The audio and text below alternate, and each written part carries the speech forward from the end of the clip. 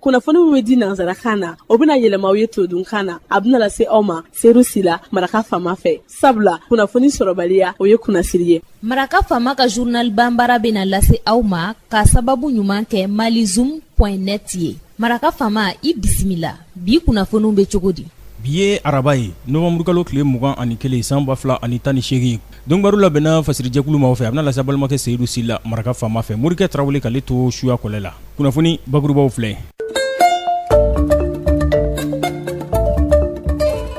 tɔn min bɛ yen n'a ɲɛsin bɛ adamadenya hakɛw olu makarani ma Mali kɔnɔ yan n'an ko ma association malienne des droits de l'homme AMDH bakuruba fɔla baaraɲɔgɔnya ani diɲɛ tɔnba min ɲɛsin bɛ adamadenya hakɛw makarani ma n'u k'ale ma FIDH n'u k'ale ma Fédération internationale des droits de l'homme bakuruba fɔla FIDH u ye bolonɔbila sɛbɛn dɔ dangɛnɛmaya a bɛ an ka jamana camancɛ bolo a bɛ o lahalayaw a bɛ o kofɔ u ko a gɔlɛyan bɛ yen sigida maaw bolo. Muktar Mariko AMDH o ɲɛminɛ ale bɛna ɲɛfɔli k'an ye bolonɔbila sɛbɛn in na. Amadou Li tɔgɔla kalanso Bajalan 1 na ale ye ɲɔgɔnnajɛrɛ bisimila sibiridonya tɛmɛlen novembre kalo tile 17 a tun bɛ kalankɛminɛw tali kofɔ ka di kalanden jolenw ma minnu n'olu y'u jɔyɔrɔ fa kosɛbɛ san kalanbolo o kɔnɔna na an'u ka ɲɛmaaya so 5 Baɲango. Direction nationale de l'assainissement et du contrôle des pollutions et nuisances Jalakɔrɔba dɛnɛndonya tɛmɛlen u ye don kɛrɛnkɛrɛnnen ɲɛnamaya don kɛrɛnkɛrɛnnen min diɲɛ bondakun kan n'a ɲɛsin bɛ sutura o lahalayaw ma n'o ye ɲɛgɛn ye. Donkibaru la kuma olu ye nin ye minnu bɛna walawala aw ye sisan dani na aw ni ce maraka faama ka journal banbara lamɛnli la.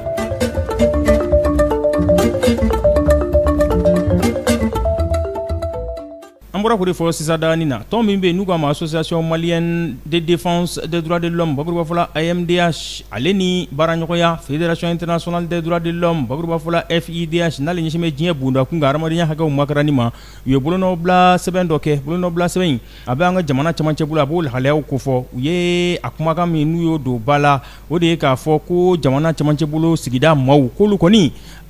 olu bila an bɛ janjugu de kɔnɔ dɛ n'o ye mugujugu ci jatigɛwale janjugu ye ani jatigɛwale kɛlɛli o janjugu k'u bila an bɛ o de kɔnɔ. Nin bolonɔbila sɛbɛn in a kɔni a bɛ ɲangili kɛ ka taa waleya cɛjuguw ma n'olu kɛra maafaw ye sariya o batobaliya o sira fɛ n'o bɛ jamanaden kana bilalenw kofɔ o kɛra mugujugu ci la jatigɛwale kɛbaw fɛ ani wolomasiri taabaw. Sɔgɔmada in na dɔnkibaru ɲininaw olu jabala la maison de la presse u ye a bolonɔbila sɛbɛn in u y'a kɔnɔko kungun n'a ɲɛɲɛ u y'a ɲɛfɔ dɔnkibaru ɲininaw ye. Muktar Mariko ale AMDH o ɲɛminɛ ye an ge ale lamɛn. Sɔgɔmada in kunba bɛ an ka sɛbɛnfura dɔ de kan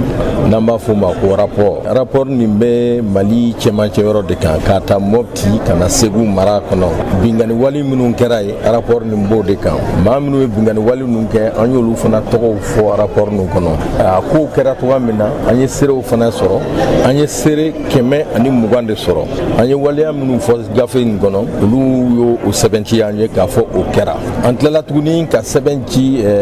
Mali ministre caman ma n'o ye ministre de la défense ye n'o ye premier ministre ye ministre de la réconciliation k'a f'u ye k'an b'a fɛ k'u ye an ka kuma rapport nin kan parce que fɛn dɔ sɛbɛnlen dɔ b'a kɔnɔ o fɛn ninnu a bɛ tali kɛ armée malienne ka bingali wale dɔw la donc ni jaabi b'o fɛ u k'o jaabi di aw ma mais fo ka taa sɛbɛn in bɔ an ma jaabi si sɔrɔ ka bɔ faama ninnu fanfɛla la donc o la an ye sɛbɛn in kɔni bɔ parce que an b'a dɔn k'u b'a kɔnɔ ko kalama a rapport kɔnɔ ko an y'a daminɛ mai 2018 ka na juillet 2018 la nin ye anw ka rapport naaninan de Mali crise daminɛlen tiɲɛni minnu kɛra fagaliw b'a la ka bin maaw kan ka taa n'u bolofɛn u b'a la ka bin musow kan u b'a la ka mɔgɔw ta ka taa n'u ye n'u b'a fɔ ma ko otages k'u ta k'u latunu olu fana bɛɛ b'a la donc o waliya caman de bɛ gafe in kɔnɔ bi rapport ni Mopti mara ka na Segu mara kɔnɔ o y'o dɔrɔn de o bɛ kuma o dɔrɔn de kan musow ni denmisɛnninw olu kɔni u bɛ bin k'olu kan don o don hali bi n'i taara kungo kɔnɔna na i b'a sɔrɔ bin bɛ ka kɛ muso dɔ kan ou bien ka kɛ den dɔ kan bon anw yɛrɛ minnu na an y'o kɛ papier in kɔnɔ parce que faamaw ni hali MINUSMA ni fɛn ninnu bɛɛ bɛ k'o mangani k'a suma quoi k'a sɔrɔ bingani in daminɛna depuis depuis 2012 mais alibi Mali centre ngono bingani abe continuer bingani be continuer u be bi muso ka muso kelen ti se ka bɔ ka taa kungo kɔnɔ muso fila ti se ka taa kungo kɔnɔ ni cɛw m'u accompagner hali sini u be bi u kan caman jogilen don caman yɛrɛ n'a ye rapport ni kalan caman tɔgɔ bɛ yen mais an ma sɔn k'u tɔgɔ yɛrɛ sɛbɛn an initial dɔ de k'a la pour que a bɛ sɔn k'a dɔn ko nin ye nin muso ye waleya min kɛra la o y'a ɲɛfɔ mais anw bɛ nin ka ɲinɛ o waleyaw kɔ quoi ne b'a fɛ a ka mun kɛ a ka wuli ka jɔ kɛ wuli ka jɔ ka se faamaw ma k'a ɲɛfɔ faamaw ye k'a fɔ marifa dɔrɔn tɛ se ka nin ko ban an ye marifa ta an ye kɛlɛ kɛ a ma ban kɛlɛ kɛra u tun b'u ɲɛsin ɲɔgɔn ma ka kɛlɛ kɛ o banna français nalen o banna mais sisan kɛlɛ bɛ ka kɛ cogoya min na i b'a sɔrɔ bɛɛ baliman b'a la mais maa si dun t'i baliman ko fɔ donc o la sisan population civile de kan ka wuli ka se faamaw ma k'a fɔ faamaw aw nakun ye juma ye a y'o fɔ an ye bingali wale min bɛ a y'o dabila pour que an b'aw dɛmɛ ni anw m'aw dɛmɛ a tɛ se ka kɛlɛ in ban kɛlɛ in tɛ se ka ban o e ni mɔgɔ bɛ si ɲɔgɔn fɛ i b'a sɔrɔ mugu jugu b'a bolo mais ni mɔgɔ m'a ko fɔ i ye e bɛ taa dugu min na e tɛ dugu in cogo dɔn i tɛ sigi bolo dɔn i tɛ da bolo dɔn mais n'i taara kɛlɛ kɛ bɛɛ fɛ ayiwa jɔn bɛ tiɲɛ f'u ye jɔn bɛ sira yiri la donc population civile jɔyɔrɔ min b'a la o y'o mais a fanba a bɛ faamaw yɛrɛ bolo fɔlɔ hali n'a jira population na k'aw nana u lakana n'u y'o faamu bɛn bi kɛ o bɛn bi kɛ société civile jɔyɔrɔ bi dɔn baara kan ka kɛ cogo an bɛ baara kɛ ɲɔgɔn fɛ anw yɛrɛ b'o baara dɔw la yɔrɔ wɛrɛ yan n'an bɛ police de proximité ko fɔ polisi ni population de bɛ baara kɛ o waleya in yɛrɛ an bɛ Sogonikɔ gare la ani polisiw ni gendarmew ani dugutigiw ani jeunes ani transporteurs an b'o ko la bɛn kɛlen don a la n'a ko ja ka turu cɛ Sogonikɔ gare la a b'a ye bingani dɔgɔyalen don donc baara kan ka k'o cogo la an b'o cogoya de ɲini société civile section b'an bolo Mali yɔrɔ bɛɛ MDH section bɛ yɔrɔ bɛɛ n'i taara cercle kɔnɔ an ka comité bɛ fan bɛɛ fɛ surtout an ye zone min fɔ nin Yuwaru Tɛnɛngu ka taa Mopti ka na Ɲono an ka section MDH ani Masina an bɛ nin fan bɛɛ fɛ cellules fana b'an bolo commune dɔw la olu fana bɛ na ni u ka dalilu ye n'u nana n'u ka dalilu ye an tɛ dan o ma an bɛ mun kɛ komi MINUSMA se bɛ MINUSMA ye ka taa ɲininkaliw ni sɛgɛsɛgɛliw kɛ ACR bɛ terrain kan donc an b'olu fana ka papiers lajɛ ka n'an ta lajɛ sisan k'a ye est-ce que an ka mɔgɔ min fɔ est-ce que tiɲɛ don est-ce que u ma dama tɛmɛ est-ce que u ma dɔ bɔ a la Muktar Mariku nin tun ye ale mankan ye AMDH o ɲɛminɛ don Mali kɔnɔ n'o ye hadamadenya hakɛ tangali kuluba ye tun bɛ ka ɲɛfɔli k'an ye bolonɔbila sɛbɛn min kɛra AMDH ani FDH ka baaraɲɔgɔnya o hukumu kɔnɔna na n'o de ye k'a fɔ ko jamana camancɛ bolo sigida maaw k'olu bɛ janjugu kɔnɔna na mugujugukila jatigɛwale kɛbaaw ka janjugu ani a kɛlɛbaw olu ka janjugu k'u b'o de kɔnɔna na.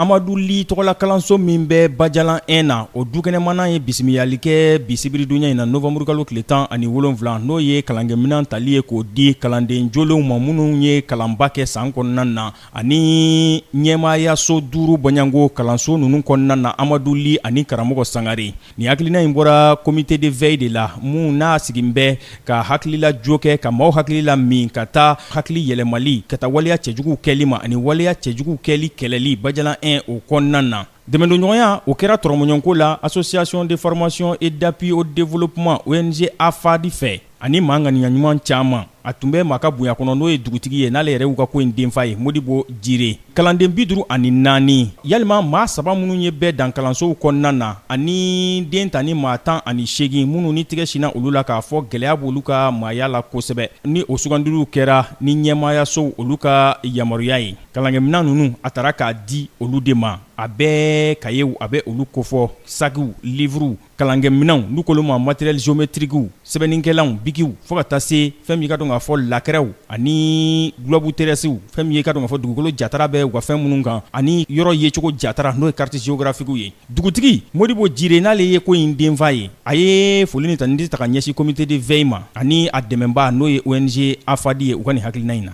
ani ONG sɔrɔla ka hakili sɔrɔ k'a fɔ ka mɔgɔw former pour que u ka se ka faamuya sɔrɔ o ko in na a bɛ se ka dabila cogo min na an ka kinw n'an ka jamanaw kɔnɔ vraiment o ye hakilina ɲuman ye an bɛ min fo k'o wale ɲuman dɔn baara min daminɛlen filɛ nin denmisɛnnin dɔw formera pour que ka u magɛrɛ tɔw la baara in bɛ se ka taa ɲɛfɛ cogo min na violence min b'an ka jamana kɔnɔna la a bɛ se ka dabila kuma laban an b'a fɔ AFAD ye fɛn wɛrɛ b'an bolo an b'a fɛ u k'an dɛmɛ o la parce que denmisɛnninw cogoya bi an bɛɛ siran an hakili nana jigin kɔrɔlenw na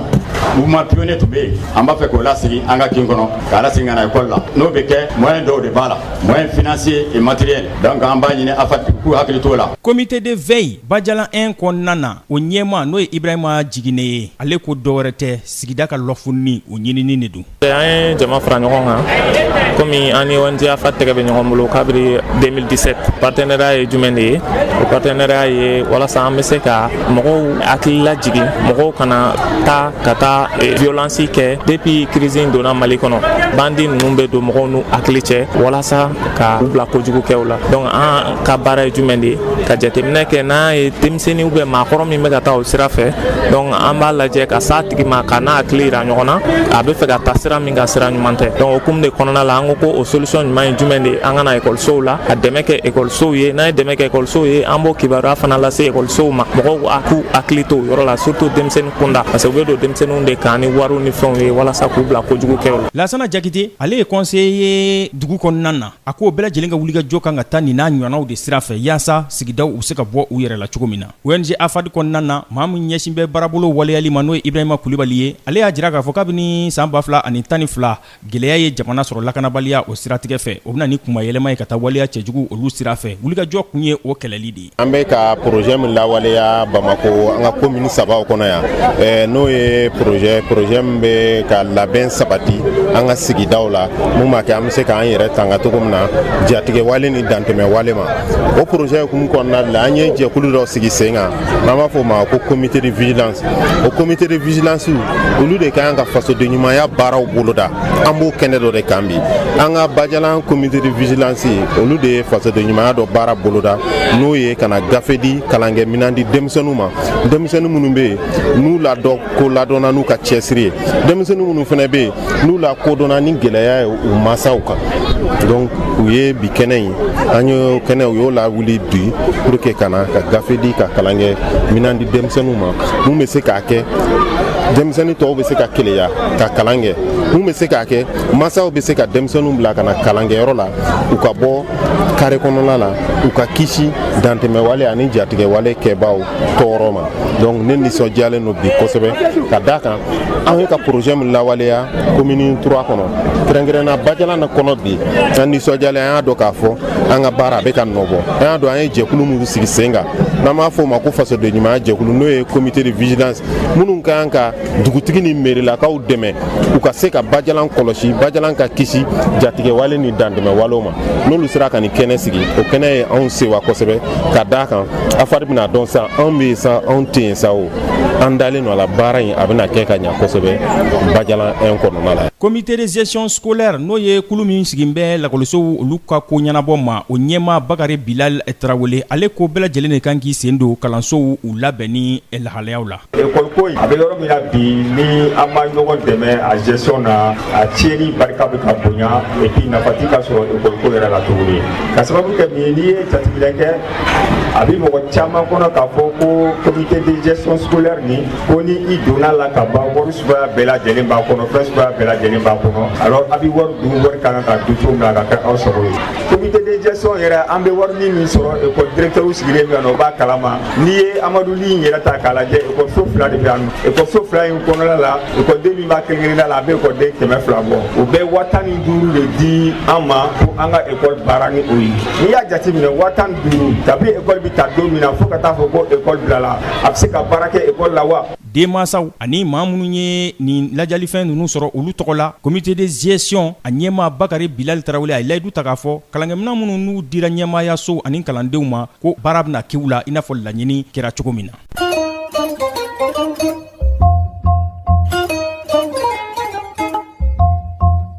Direction nationale de l'assainissement et du contrôle des pollutions et des nuisances Jalakɔrɔba ntɛnɛn y'a tɛmɛlen u ye don ɲɛnamaya u ye don kɛrɛnkɛrɛnnen ko fɔ mun ɲɛsin bɛ sutura ma n'o ye ɲɛgɛn ye kumakan min n'u ye don ba la u y'a jira k'a fɔ ɲɛgɛn ale ka ɲi sigida kɔnɔna na a bɛ sigida sanuya a bɛ o ko fɔ a ɲɛnajɛ kɔnɔna na u y'a jira k'a fɔ ɲɛgɛn o ye maaya taalan dɔ ye fo sigida kulu bɛɛ ka se ka ɲɛgɛn sɔrɔ a sɔrɔ cogo la yaasa maaw bɛ se ka lafiya sɔrɔ ka baarabolo kɔnɔna na cogo min na u ko kalansow kɔnɔna na ni ɲɛgɛn ma sɔrɔ yen a bɛ kɛ sababu ye a bɛ kalanden caman a bɛ u ka kalanw a b'an daraki ka sababu kɛ fɔ yɛrɛlɔfoni fɔ maaw ka to kɛ kɛnɛjɛw kan ko o ye gɛlɛyaba ye o kosɔn sa u ko wuli ka jɔ ka kɛ yaasa kalansow kɔnɔna na ɲɛgɛnw bɛ se ka sɔrɔ cogo min na den tanu ni mamɔgɔnya kow nan'u kan u bɛ se k'olu kɛ lafiya la cogo min na ka sɔrɔ a ma kɛ ni gɛlɛya ye u b'u ka kalan ji dili a bɛ o ko fɔ.